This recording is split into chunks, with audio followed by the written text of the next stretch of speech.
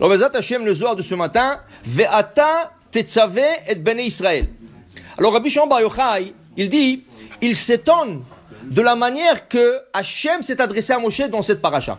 On sait que cette paracha Tetzavé, c'est la seule paracha de toute la Torah. Depuis la naissance de Moshe Rabbeinu, dans paracha Shemot, jusqu'à la dernière paracha, Vezot HaBeracha, il n'y a pas une paracha qui n'a pas le mention de Moshe Rabbeinu quelques fois. 5 fois, 10 fois, pas important. Mais au moins une fois dans chaque paracha. C'est la seule cette semaine, Ve'ata Tetzavé, il n'y a pas mention du tout le nom de Moshe Rabbeinu. Et pourquoi? C'était une forme, entre guillemets, d'une punition. Quand il a plaidé pour le peuple d'Israël que Dieu leur pardonne la faute du veau d'or, à certains moments qu'il voyait qu'Hachem ne voulait pas, il dit, vous voulez pas? Effacez-moi de votre livre. Je ne veux pas être mentionné dans toute la Torah. Je ne veux pas qu'on me dise pas dans une génération comment il n'était pas capable. Moi, je ne veux pas. Effacez-moi de mon livre. Hachem a dit, tu sais quoi? Je veux leur pardonner. Mais maintenant que tu as dit ça, je vais t'effacer de mon livre. Mais il ne va pas effacer le nom de Moshe Rabbeinu toute la Torah. Il a dit, une paracha, je t'efface ton nom. Quelle paracha Tetzavé? Vata Tetzavé. Pourquoi cette paracha parmi 52 parachutes? Okay? Il y a 52 parachas. Bon, et le Bereshit, il n'est pas encore né. Dans Shemot, il y a 45, 46. Pourquoi cette paracha plus? Dit le Gaon Mivilna, parce que cette paracha, elle tombe toujours dans la Hiloula de Moshe Rabbeinu. Cette semaine, c'est Zayin Adar. Zayin Adar, c'est le jour de sa naissance et le jour de son décès. Alors il a dit, de toute façon, ils vont faire c'est une grande coutume pour la Hevra Kadisha de faire un Seouda pour Moshe Rabbeinu. Le Zayin Adar. Les gens allument la bougie pour Moshe Rabbeinu. Les gens parlent de Moshe Rabbeinu. Elle a dit, je vais t'effacer, soi-disant, d'une paracha. Mais la paracha, de toute façon, toute la semaine, on va parler de toi. C'est la paracha de sa Askara. C'est au Yortzeit. Okay? Alors le Zohar, il s'étonne ici. Pourquoi c'est écrit Ve'ata? Et toi? Ça aurait pu très bien dire Tetzavé. Pas besoin de dire Ve'ata. Tetzavé, c'est tout. Ordonne. Tu ne veux pas dire son nom? Dis Tetzavé. Et le Zohar, il emmène encore des autres passages. Rabbi Chia, Amar, dit Rabbi Chia, il est écrit Ve'ata tedaber el kol chachmelev. Hachem dit à Moshe Rabbeinu dans Parashat Teruma, Ve'ata tedaber el kol chachmelev. Et toi, tu vas parler à tous les sages de cœur, tous les artisans, si vous voulez. Okay? Pourquoi Ve'ata? Tedaber, parle à kol chachmelev. Ve'ata. Après, il emmène. Ve'ata kachlecha besamim rosh. Parashat Kitissa. Ve'ata kachlecha besamim rosh. Quelquefois, Hachem s'adresse à Moshe Rabbeinu, Ve'ata. Pas besoin. Pourquoi? On n'a même pas une virgule de plus dans la Torah. Pourquoi Ve'ata? C'est quoi ce Ve'ata? Il veut savoir. Et surtout, notre parasha commence. Ve'ata tetzavé. Dit le Zohar. Amar Rabbi Yitzhak. D'abord, dit Rabbi Chia. Ela kula beraza ilaha iu la achlala shchinta be'ade. Le mot Ve'ata porte la shechina dedans. Il y a un nom sacré dans le Ve'ata. Alors, je vous explique.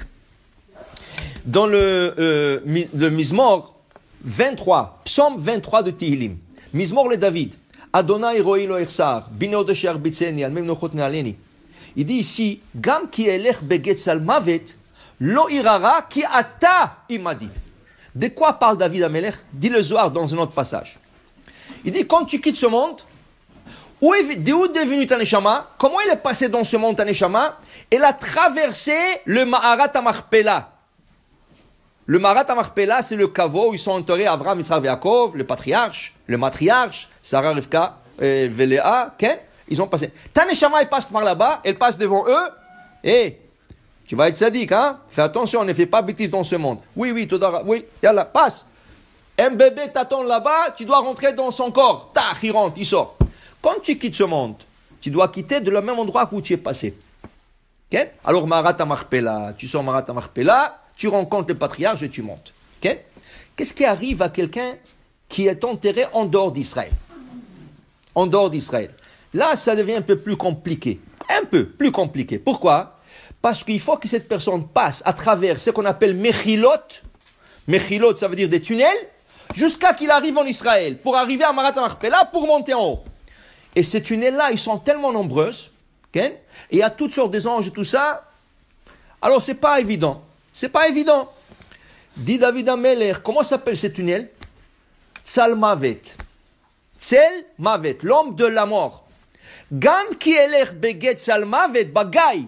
Même si je marche dans cette vallée de tout le tunnel, lo irara. J'ai pas peur. Pourquoi? Ki ata, il m'a dit. Parce que ata est avec moi. Qu'est-ce que c'est ce ata? Disent le Harizal. Quand tu passes là-bas et tu as du mérite, vient un malach qui s'appelle Yehoshua. Et ce malach t'écrit sur le front, Ata. Quand tu as ça, c'est un passeport. Tu passes direct dans un tunnel, tu dis, tu vas ici dans ce tunnel, il y a 1000. Ce tunnel-là va t'emmener exactement là où tu veux aller. Sinon, tu passes dans un tunnel et tu dis, non, c'est pas ici. Tu sors, tu rentres, tu ressors, tu rentres. Ça, c'est le mérite d'être enterré en Israël. Tu passes direct. Hors d'Israël, tu dois passer par ce tunnel Tzalmavet. D'où ce qu'on sait que le malach Yehoshua, c'est écrit ici, Shiftecha ou Mishantecha Hema Yenachamuni. Prenons le premier lettre de ce passage. Shiftecha commence par Shin. Ou Mishantecha Vav. Hema He Yenachamuni Yud.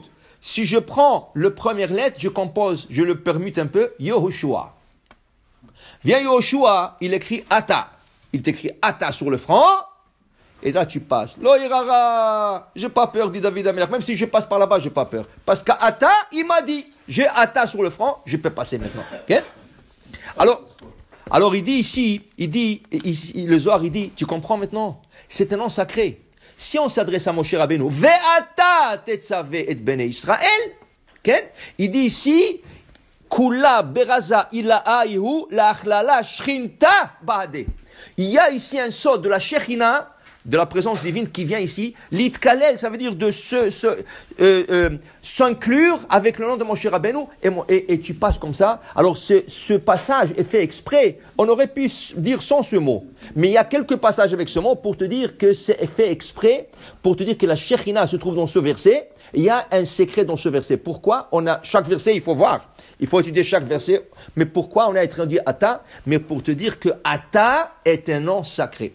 Alors pour dire, même de mots que tu vois dans la Torah comme ça, sache que chaque mot, il porte un sens et un secret derrière ce mot. Alors aujourd'hui, on a pris sur le mot Ve'ata. Baruch Adonai la'olam. Amen ve'amen.